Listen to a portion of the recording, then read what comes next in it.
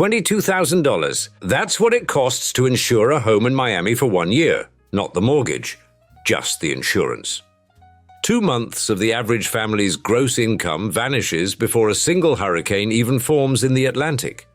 Add property taxes, maintenance, and the actual cost of owning the home, and you begin to understand why 130,000 residents fled Miami-Dade between 2020 and 2023. Tampa looked at this dumpster fire and thought, opportunity, lower costs, better value, room to grow. For a while, it worked. Then 35,000 people arrived, followed by another 35,000, followed by insurance companies doing math, and developers doing what developers do.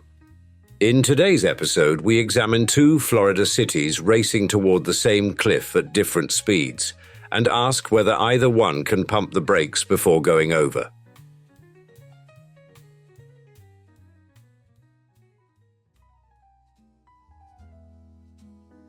Tampa Bay welcomed over 270,000 new residents since 2020, swelling to 3.4 million people, and growing like a teenager on growth hormones.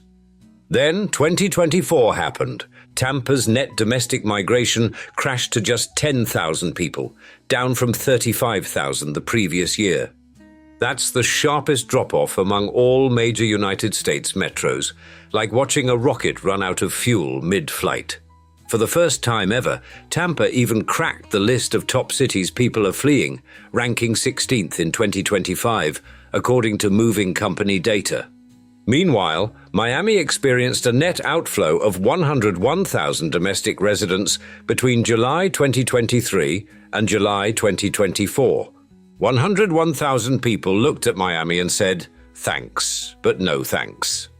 That places Miami third nationally for domestic outmigration, right behind New York and Los Angeles, in the race to hemorrhage residents.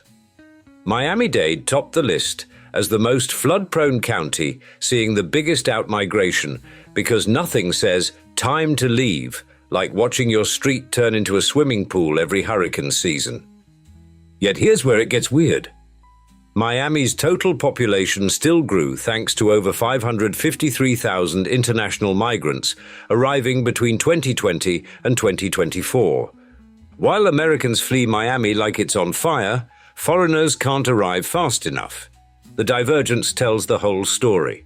Tampa attracted domestic migrants fleeing high-cost metros, but that appeal is evaporating faster than water on hot pavement.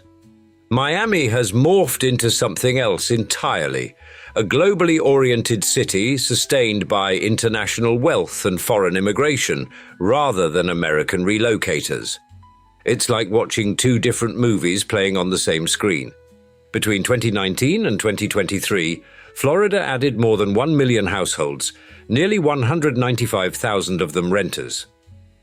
These weren't retirees seeking sunshine. They were workers from New York, Illinois, and California, chasing the Florida dream. For many, that dream has turned into a nightmare of insurance bills and rent hikes. Young professionals in their 20s are leading the exodus. Miami lost 35,000 people in their 20s between 2020 and 2023. 35,000 young adults looked at Miami's prices and decided their futures lay elsewhere. For the first time in a decade, Florida saw a major slowdown in young professionals arriving. The biggest decline hit adults in their 20s, often priced out by rising rent, insurance costs, and lack of early career opportunities. Many young parents are fleeing because they need family support for childcare, which they cannot afford in these high-cost metros. The human shuffleboard continues. Americans leave, internationals arrive, and Florida's demographics shift like sand dunes in a storm.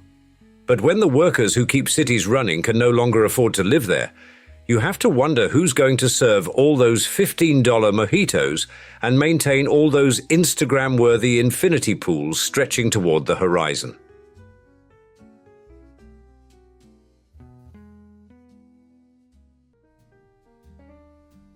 Welcome to Florida's real estate twilight zone, where Tampa's affordable homes cost $408,000 to $410,000.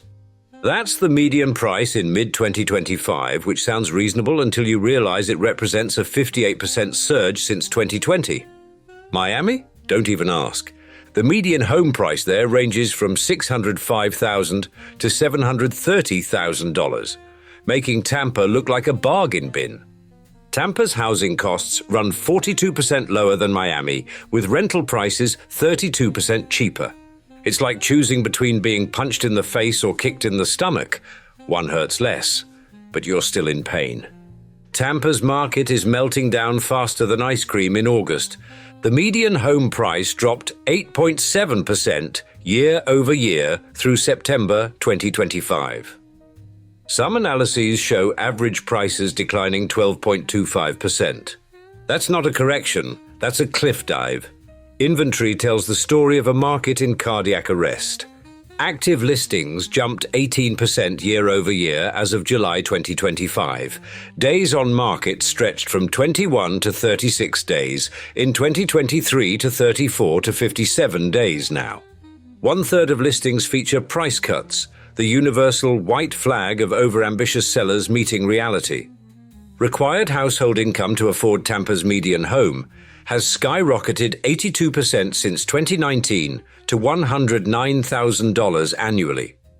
Tampa Bay's median household income, $71,302. That math doesn't work unless you're using Common Core. Around 9% of Tampa Bay renters in 2023 were wealthy, earning over $141,000. These rich folks rent because buying has become more expensive than renting, even for those with money to burn. When millionaires choose apartments over ownership, your housing market has jumped the shark. Now let's talk about Miami, where reality has left the building entirely. Miami ranks number one globally for ultra-high net worth second homes. 13,211 individuals worth over $30 million own secondary residences there. That's more than any city on Earth, including London, New York, and Los Angeles. Miami's millionaire population exploded 94% over the past decade to nearly 39,000 high-net-worth individuals. The city now ranks fourth globally for ultra-wealthy residents.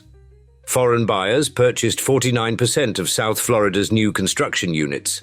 Miami captured 8.7% of all United States international real estate demand. Cash buyers dominate, with over $500,000 homes selling without financing. Between February and May 2025, Miami's $10 million plus home sales surged 48%. Yet while the ultra-rich play monopoly with real buildings, Miami's mid-market condo sector drowns in 14 months of inventory. Miami has transformed into two cities, one for billionaires buying toys, another for everyone else watching from the sidelines, wondering when the music stops.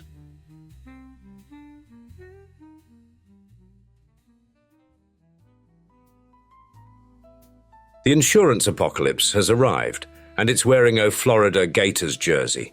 Miami holds the trophy for highest insurance burden nationwide with a 3.7% premium to market value ratio.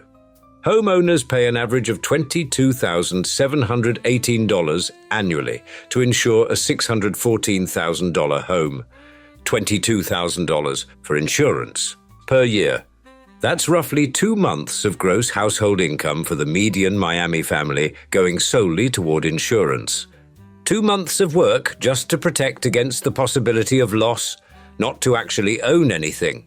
To insure a $300,000 home in Miami costs $16,823 annually. In most of America, that would cover a year's worth of mortgage payments. Florida homeowners statewide face the nation's highest premiums, averaging $5,735 to $11,000 annually. That's before Hurricanes Helene and Milton showed up to party in 2024. Combined, these storms could push total insured losses for Florida insurers over $100 billion for the 5th consecutive year. Citizens Property Insurance Corporation, the state's insurer of last resort, has become a ticking time bomb. It ballooned to 1.3 million policies triple the number from 5 years ago. Major private insurers either fled Florida's most vulnerable areas or exited completely. Between 2021 and 2023, average premiums surged nearly 60%. Governor Ron DeSantis warned that Citizens is not solvent. If it collapses after a major storm, every Florida insurance policy could face a hurricane tax surcharge. That includes auto insurance. Imagine paying extra on your car insurance because your neighbor's beach house got flattened. Now let's discuss the human cost of this madness. Tampa's affordability crisis escalated from concerning to catastrophic with shocking speed. The city faces losing nearly 1,000 affordable housing units by 2032 as affordability agreements expire. Tampa needs more than 26,000 affordable units for households earning less than 50% of area median income. Since 2020, Tampa home values surged 58%, while rents jumped 50%. Wages? They crawled up 21%. More than half of Tampa renters now spend over 30% of income on housing. Tampa's peak typical rent hit $2,180 in July 2025. That represents a 51.6% increase since 2019, the steepest climb of any major metro. Miami's crisis runs even deeper.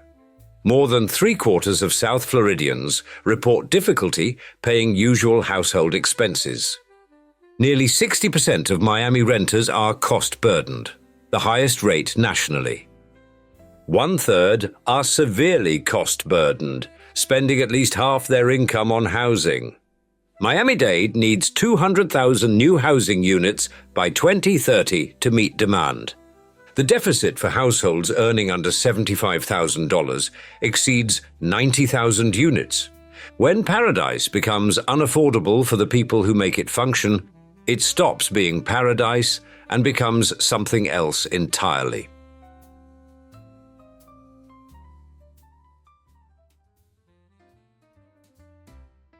Miami ranks third nationally for traffic congestion, with drivers losing 74 hours annually to Gridlock. That's up from 12th place just a year ago, like watching your team race to the bottom of the standings. Each Miami driver loses approximately $1,325 yearly to traffic delays. The metro bleeds $3.4 billion annually in lost productivity. For trucking operations alone, congestion costs $3.2 billion. Only New York City's $6.68 billion trucking burden exceeds Miami's traffic-induced hemorrhaging. The culprit? Geography mixed with poor planning and a side of denial. Miami is trapped between the Atlantic Ocean and the Everglades, with nowhere to expand except up. 8 drawbridges scattered throughout downtown create cascading chaos whenever boats need passage. The Brickell Avenue Bridge opens on the hour-and-a-half hour, turning Miami's financial district into a parking lot. Each bridge opening creates a 5 to 10 minute traffic cardiac arrest. Elon Musk's Boring Company proposed a $30 million underground tunnel to solve this mess. The project died after everyone remembered Miami sits on porous limestone that makes Swiss cheese look solid. Plus, those disappointing Las Vegas tunnel results didn't help. Building under the Miami River would cost approximately $1 billion. The city's solution involves an $840 million bridge expansion adding lanes to Interstate 395. Economists already know how this movie ends. Induced demand fills new lanes faster than you can say traffic jam. Meanwhile, Tampa Bay is throwing money at the problem like a drunk at a casino. The average Tampa driver spent 64 hours stuck in traffic in 2024, up 11 hours from 2019. The Tampa-Hillsborough Expressway Authority committed $752 million to transportation improvements through 2031. That includes $392 million for the South Selman Capacity Project alone. The Howard Franklin Bridge replacement cost $865 million. It's the largest infrastructure project in Tampa Bay history, increasing capacity by 50%. Combined with Interstate 275 widening, Tampa's investing $1.3 billion in transportation. That's real money, not Miami's wishful thinking. Tampa launched Envision 2030, Florida's first regional transit plan connecting 5 counties. The vision includes trains, ferries, express buses, and actual solutions. Full implementation requires $403 million in capital and $89 million annually. They currently have $42 million. The math needs work, but at least there's a plan beyond add more lanes and pray. St. Petersburg is reimagining its waterfront while Miami's remains frozen in amber. Port Tampa Bay's economic impact doubled to $34.6 billion annually. The port supports 192,000 jobs paying $74,000 average. That's real economic development, not just luxury condos for absent owners. Both cities share car-dependent sprawl, but only Tampa seems interested in fixing it rather than just complaining about it on social media.